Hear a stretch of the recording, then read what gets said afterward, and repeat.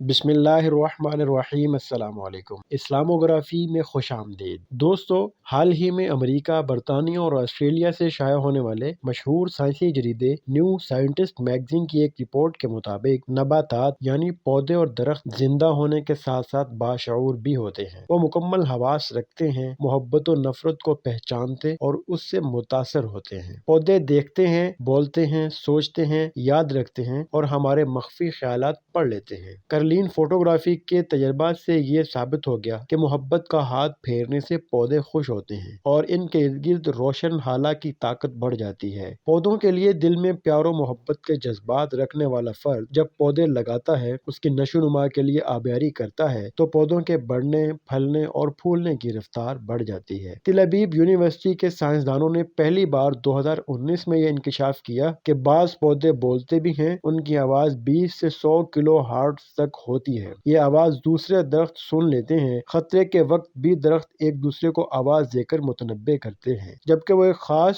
ہو بھی خارج کر کے ایک دوسرے کو خطرے سے مطلع کرتے ہیں۔ ماہرین کے مطابق درخت بڑے نرم دل ہیں، دوسروں کے حق میں بھی ہمیشہ بھلائی چاہتے ہیں۔ اس سے قبل 2016 میں آسٹریلیا کی نیشنل یونیورسٹی کے پروفیسر پیٹر کرپس نے انکشاف کیا تھا کہ درخت خوشی اور خاص کر غمی کو محسوس کرتے ہیں جب کوئی ان کے پتے کاٹے یا انہیں جلا دے۔ مشہور جرمن یونیورسٹی جامعہ بون کے پروفیسر بولاسکا کے مطابق درختوں کا بھی شارٹ ٹرم حافظہ ہوتا ہے۔ وہ غم کے لمحات کو کچھ دیر کے لیے یاد رکھتے ہیں۔ کیلیفورنیا میں ایک نرسری کے مالک نے برسوں کی محنت سے تھور کی ایک ایسی قسم پیدا کی جس پر کانٹے نہیں ہوتے۔ نرسری کے مالک نے پودوں کو مخاطب کرتے ہوئے بتایا کہ انہیں اب کانٹے اگانے کی ضرورت نہیں ہے کیونکہ میں ان کی حفاظت خود کروں گا۔ طویل عرصے تک وہ پودے کو یقین دلاتا رہا، وہ محبت بھرے انداز میں بات کرتا رہا، اس کی آبیاری اور صفائی کا خیال رکھتا رہا۔ جب پودے کو یقین ہو گیا تو بغیر کانٹوں والی نئی قسم پیدا ہو گئی۔ کینیڈا کے سائنسدانوں نے اوٹاوا یونیورسٹی میں تجربات کیے کہ اگر گندم کے بیجوں کو 500 ہرٹز کی آواز سنائی جائے تو وہ بہت جلد اگاتے ہیں۔ پودوں پر موسیقی کے اثرات کے بھی تجربات کیے گئے۔ یہ حقیقت منکشف ہوئی کہ وہ موسیقی کے شور کو پسند نہیں کرتے اور ان کا اظہار اس بات سے کرتے ہیں کہ آواز کی لہروں کی مخالف سمت میں جھک جاتے ہیں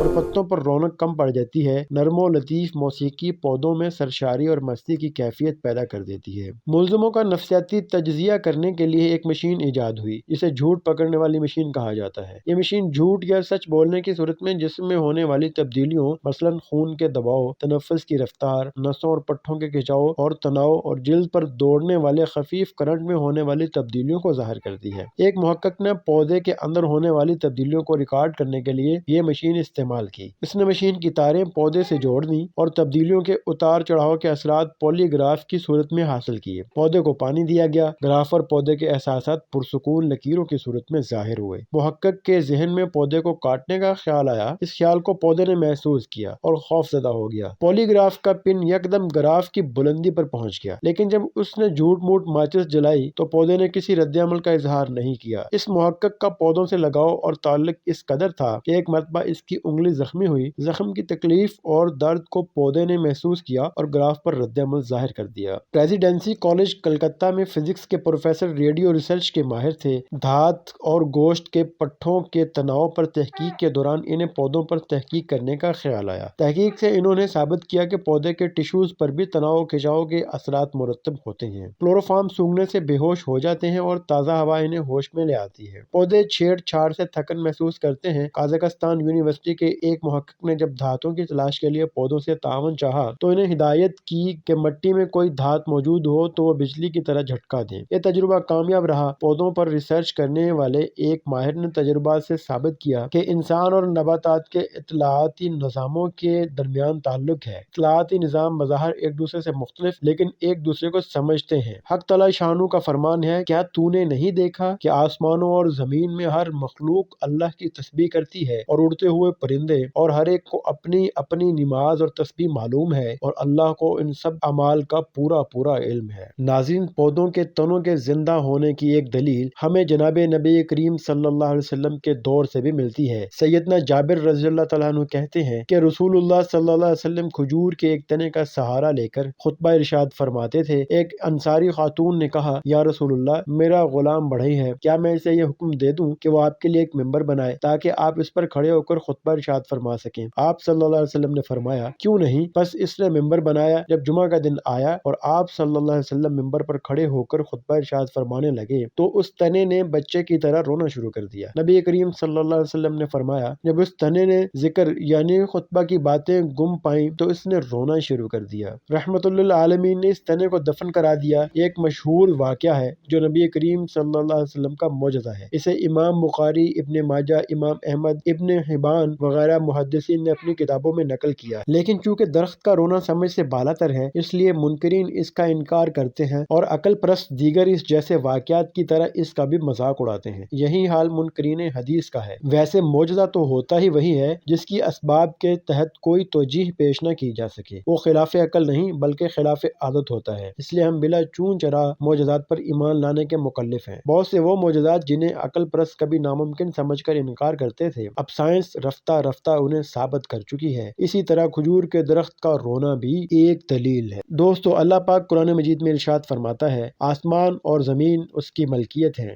حیات و ممات اور ہر چیز پر قادر ہے، وہ ابتدا ہے وہی انتہا ہے، وہی ظاہر ہے وہی باطن ہے اور ہر چیز کے بارے میں سب کچھ جانتا ہے۔ جب ہر شے باشعور ہے اور اسے اپنی نماز اور تسبیح بیان کرنے کا طریقہ معلوم ہے تو حضور اقدس علیہ الصلوۃ والسلام رحمت للعالمین ہونے کی حیثیت سے آسمانوں اور زمین کی مخلوق سے واقف ہیں۔ ہر مخلوق یہ مانتی ہے کہ آپ صلی اللہ علیہ وسلم ہمارے لیے رحمت ہیں۔ درخت نے جب یہ دیکھا کہ آپ ممبر پر تشریف لے گئے تو اسے حضور اقدس صلی اللہ علیہ وسلم کی جدائی شاک ہوئی، اس نے بلک بلک کر رونا شروع کر دیا۔ رحمت للعالمین صلی اللہ علیہ وسلم کا دریائے رحمت جوش میں آ گیا اور آپ نے لکڑی کے تنے پر دستے شفقت پھیرا اور اسے تسلی دی۔ باشعور درخت کا تنا حضور اقدس صلی اللہ علیہ وسلم کی اس عنایت پر چپ ہو گیا اور اس معجزہ سے منکشف ہوتا ہے کہ ہر درخت بولتا ہے، سنتا ہے اور اس کے اندر قربت اور دوری کا احساس ہے۔ انسانوں کی طرح درخت خوش ہوتا ہے اور روتا ہے اور دعا کی درخواست بھی کرتا ہے، اور یہ بات آج کی سائنس بھی ثابت کر چکی ہے۔ دوستو، امید کرتے ہیں کہ آپ کو یہ ویڈیو پسند آئی ہوگی۔ اس طرح کی مزید ویڈیوز دیکھنے کے لیے ہمارا چینل سبسکرائب کر لیجئے اور بیل آئیکن کا بٹن بھی پریس کر دیجئے۔ ملتے ہیں اگلی ویڈیو میں۔ السلام علیکم۔